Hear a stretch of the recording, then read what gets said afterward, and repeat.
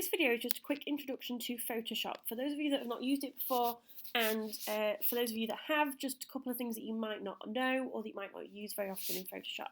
So when we get to opening Photoshop, this is what we see. It might say create new or it might say new file, but I'm going to go to new file. And for the purpose of this, I'm just going to create an A3 document. If you're familiar with Adobe products, you'll understand this sort of interface here. You've got different sort of templates up here, so if you're going to print this design out, you're looking at sort of poster sizes or paper sizes, they're all in here. If it's specifically going to be used as a piece of art or illustration, then again you've got different art sizes, same for web, etc. We've got all our settings down here, so we've got obviously our colour modes as well. So for example, if I go to print, you can see I get the option for CMYK. So that should feel fairly familiar to you. So I will just do a quick A3 document for now. So this is our workspace. A little bit similar to Illustrator in the fact that you have your tools down the left hand side on your toolbar, and you have your menu at the top, and then you have your sort of work area here, and other sort of additional panels like our properties panel on the right hand side. This little icon up here will also let you control that. So you see I've got mine on Essentials, which is just sort of the basic layout with all the basic tools that we need. And if, for example, I get my character panel and I drag it out and then I delete it by accident and I do the same with my properties panel, or I close this panel down and I want to get things back and I've lost things, then I can go up to here and go to Reset Essentials. So hopefully that will feel fairly familiar for you guys. If there's any panels here that I want that I don't currently have, then I can go up to Window and you can see I've got all of the ones in here. So for example, my character panel, which is sort of my typography. The important one really in Photoshop is our layers panel, which is down here. And I'm going to expand that out so you can see the whole thing.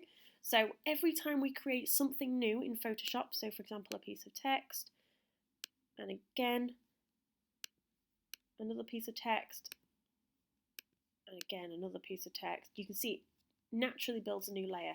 So every single thing we do on Photoshop will add a new layer most of the time. So that gets quite busy quite soon. So you can double click on the layer itself and just rename it. You can also hold Shift, select a few layers, right click, and then you can do a range of things. You can merge those layers together, which will flatten them and turn them into one object. You can link those layers so that if you move one, the other one will move too. If you make one opaque, the other one will become opaque too, etc. So they're sort of joined together but not flattened, so they're still separate, but they are edited together. Or we can put them in a group, so we've got a little folder icon down here. Groups are really important, especially in Photoshop, just to organise your content, to make sure everything's nicely put in one place. So I would definitely recommend using groups. I'd recommend naming those groups, so you've got things like background and text, etc., so that it's super clear what's going on in your layers panel and you can find things easily.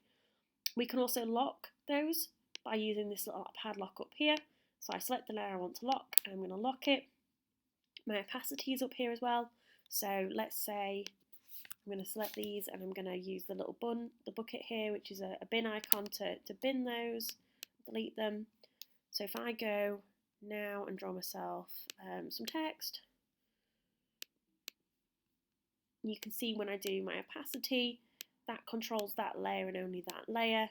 And if I put some other text underneath it in a different colour perhaps,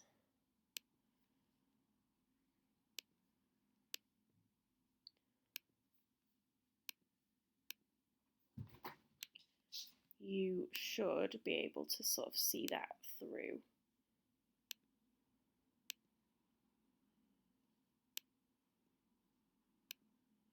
Change the opacity down, you can then see the other text underneath it.